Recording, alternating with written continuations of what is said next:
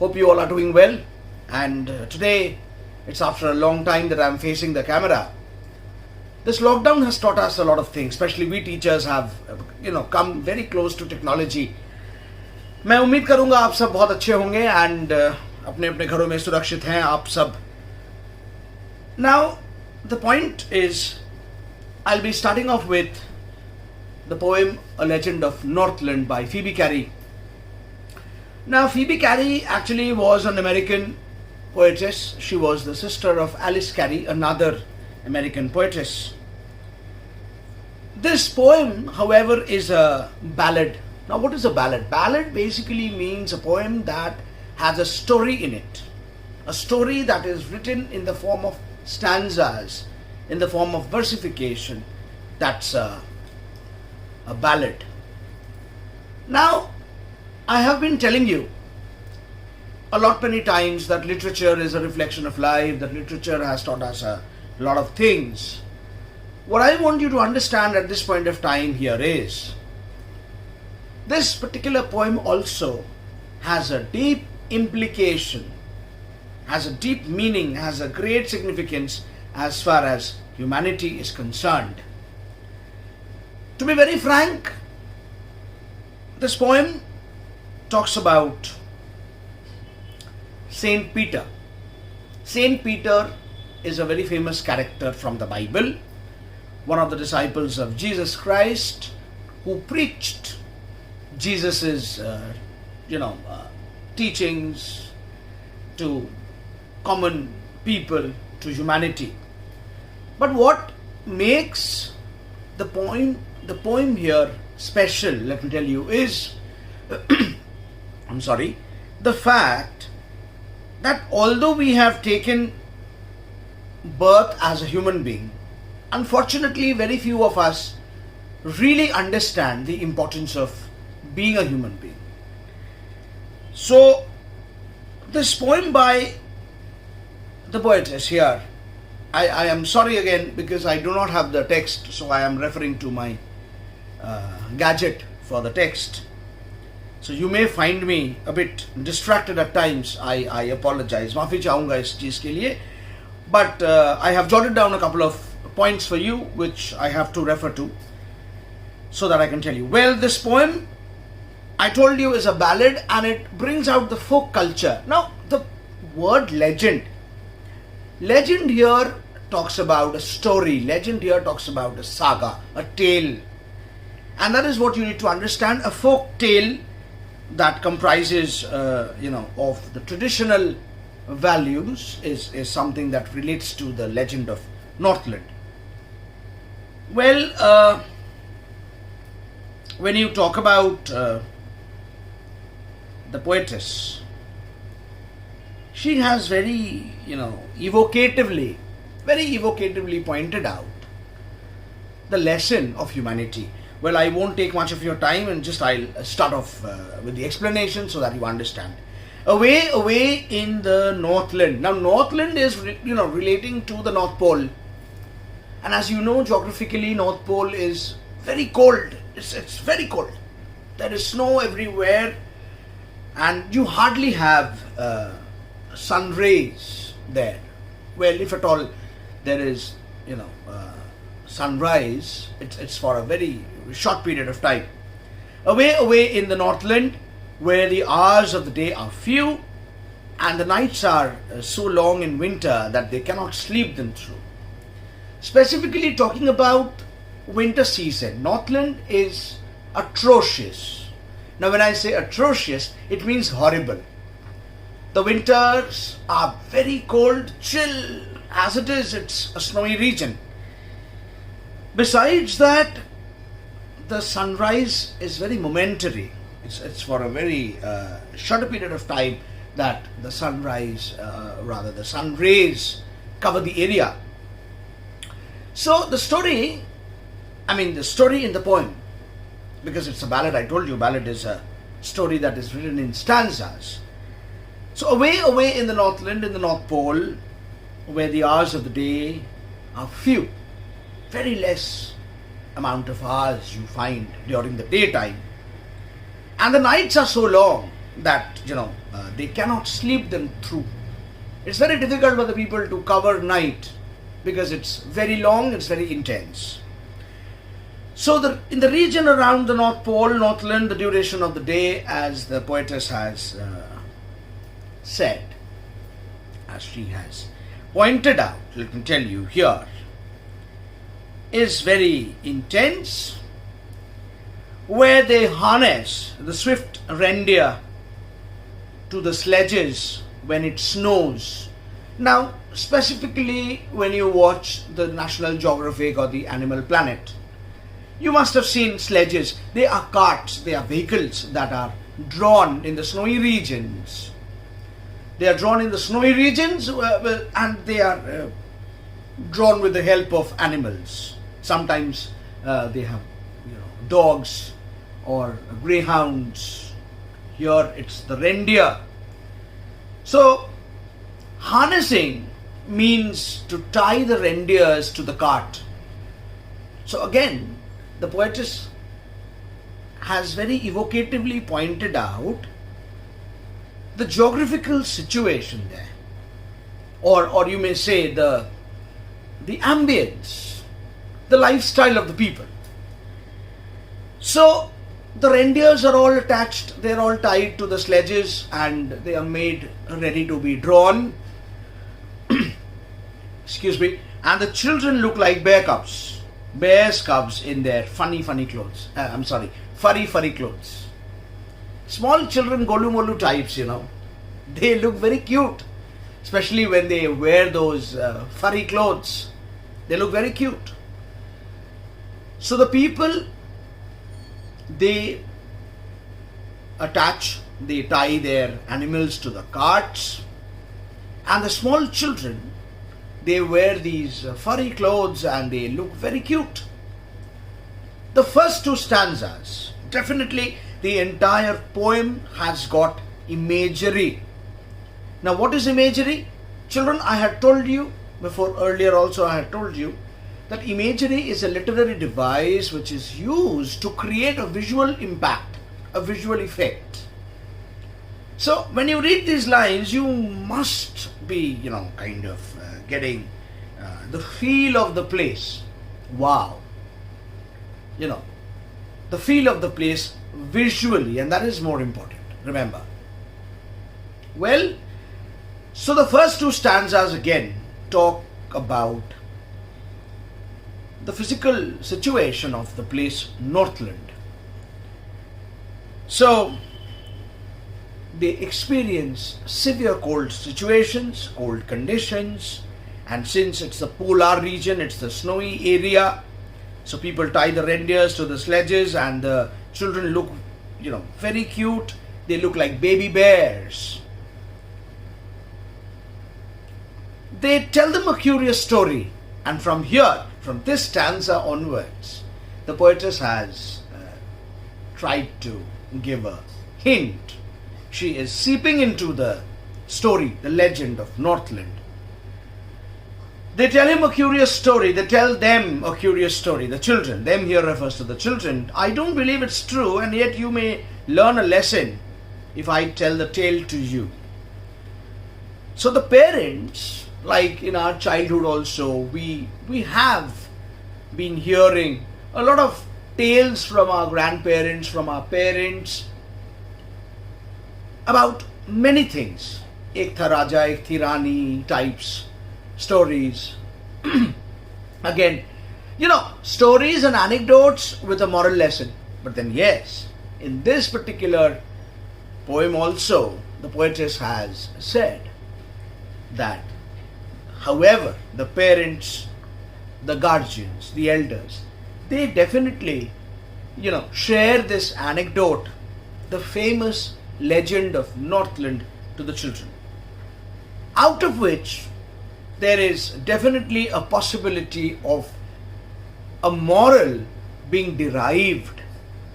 देखो भाई, सीधी सी बात है, लाइफ में हम बहुत सारी कहानियां सुनते हैं. कहानियां सुनने के लिए नहीं होती सिर्फ. Stories are not just about listening and forgetting. Stories are about listening and remembering. इंसान बन के जन्म लिए हो, इंसानों की तरह जियो, सबसे प्यार करो, सब में मोहब्बत बांटो. That is more important. So, what we get to see here, that is something very important. Once when the saint, good old Saint Peter lived in the world below and walked about it preaching just as he, did. Just as he did, I had told you about Saint Peter. Now, Saint Peter was a follower of Christ, let me tell you, and this place, Saint Petersburg in Florida, America, that is after the name of, Saint Peter. Well, this saint, when the story goes like this, that when he lived on earth and when he kept on wandering to several places, preaching people of Christianity, of humanity, of love, compassion,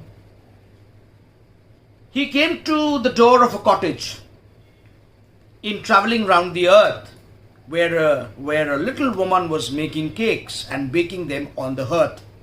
Now, hearth is the fireplace for cooking, let me tell you. Now, when he kept on wandering to several places, there was a cottage where he reached.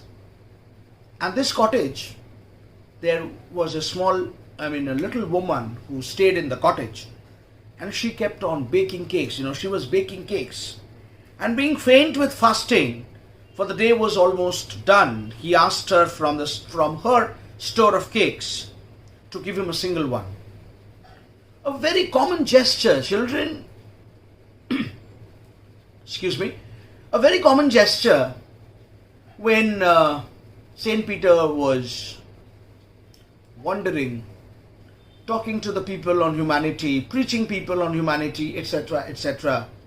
He came across the cottage and he asked that lady to give him a piece of cake, because that lady had been baking plenty of cakes. Saint Peter was hungry. He was about to faint. Of course, he was mortal. He was an avatar, definitely avatar. I will not call him avatar, but then yes, he was a bhakt. He was a disciple of Christ. So, when he reached the house, he asked for a piece of cake. And look what the lady did. She made a very little cake. And from here, we have to start deriving the moral lessons. Let me tell you, beta. The moral lesson. But as it baking lay, she looked at it and thought it seemed too large to give away. Wow. कितने शर्म की बात है बेटा. In our lives, we only have one philosophy. Very unfortunately, that one philosophy. Me first, me first, me first. We always want to get the best for ourselves. But when it comes to community service, when it comes to helping the others, when it comes to, helping the needy, helping the poor, our hands are empty. And that is the lesson, that is the moral that the poetess has tried to give through the poem here. That lady had so many cakes, that she was baking in store. But when it came to give to Saint Peter, as she was baking the cake, she felt that the cake was too, large to give away to him. And that is where we need to understand the importance of being a human being. Therefore, she kneaded another. She started kneading the dough, and she kneaded another, and still a smaller one. Very symbolic. The size of the cake is very symbolic, let me tell you, my dear children. The size of the cake actually does not relate to the physical size of the cake, but symbolically it signifies the size of the lady's heart, her mentality. And that is the legend of Northland. That is the story of Northland all about. She kneaded another, and this time she kneaded a smaller one, but it looked, when she turned it over, as large as the first had done. So when she was making the dough from the flour. She was kneading it. After looking at the cake, she thought, Baap re, ye to bada hai. It's too big to give away to a common Ra Chalta sadhu, if you talk that way. Why should I give, something that I have baked for myself to somebody who comes? And that itself shows the narrow-mindedness of this particular lady, let me tell you. Then she took another tiny scrap of dough, very tiny scrap, very small amount, and rolled it flat and baked it thin as a wafer. Look at that. See, a cake, हम सब जानते हैं cake क्या होता है. Cakes are quite big.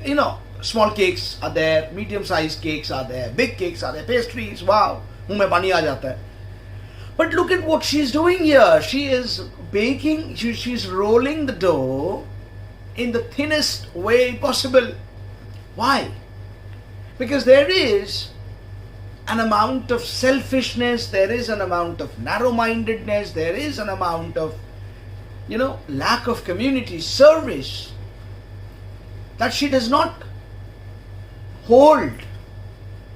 And it is her narrow-mindedness, it is her petite, small mentality, very, very, what do you say, a very narrow-minded lady she was. And that is the reason. It was very difficult for her. उसका दिल फटा, बोलते हैं ना कि मेरा कलेजा चीर रहा है. My God, उसको देना है दूसरे आदमी को, मदद करना है. Oh my God, नहीं भाई, नहीं होगा. Is that what is humanity? And that's the question that the poetess has raised here through the poem, And then she finally said, for she said, my cakes seem too small when I eat of them myself, and yet too large when I, to give away. इसमें मुझे एक ही बात बोलना है, और तुम्हें भी बोलना चाहिए बच्चों. छी छी छी छी छी. छी छी बोलने वाली बात है, क्योंकि when it comes to eating herself, she feels they are too small cakes. She should bake bigger cakes. But when it comes to doing community service, that time she feels, oh my God, it's too large. What a shame. What a shame.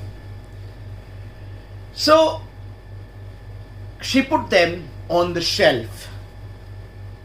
She put the cake, she kept on rolling the dough, and one by one, she kept on putting those on the shelf. Then good Saint Peter grew angry. ये तो होना ही था. एक भले इंसान का patience आप test नहीं कर सकते हैं. For he was hungry and faint. He was hungry. And कहते हैं ना कि किसी के बद्दुआ मत लो. If you cannot earn blessings for yourself, don't earn a curse. Don't earn a curse for yourself. And that is the reason what happened. This had to happen. Then Saint Good Peter grew angry, for he was hungry and faint, and surely such a woman was enough to provoke a saint. This kind of a lady was enough to provoke a saint. Saints generally do not get angry. Saints generally do not curse. But this lady provoked even Saint Peter. He was provoked. He was instigated to be angry. And finally, what did Saint Peter do? Now you shall build as the birds do. He was angry. And that is the reason he said, you shall build as the birds do, and shall get your scanty food. Scanty, very little, less amount of food. By boring and boring and boring all day in the hard, dry wood. This anger, this wrath of Saint Peter was enough to convert that lady into a woodpecker. And that is the reason I must say that whatever happened to the lady was definitely appropriate, was apt. The lady deserved that kind of a curse. She deserved that kind of a life. Let me tell you, the life of a bird who gets very little food for itself, because this lady did not value humanity. आज के इस दौर पे सोचो, lockdown है, ठीक है, हम सब अपने घरों में, एटलीस्ट अपने घरों पे तो हैं. There are so many people who are still on the roads. कितने लोग हैं मेरे बच्चों, कितने लोग हैं जो उनके बारे में सोचते हैं? कुछ सोचते हैं, definitely some people think, but very few people. And that again relates to this story also. That lady did not value her life.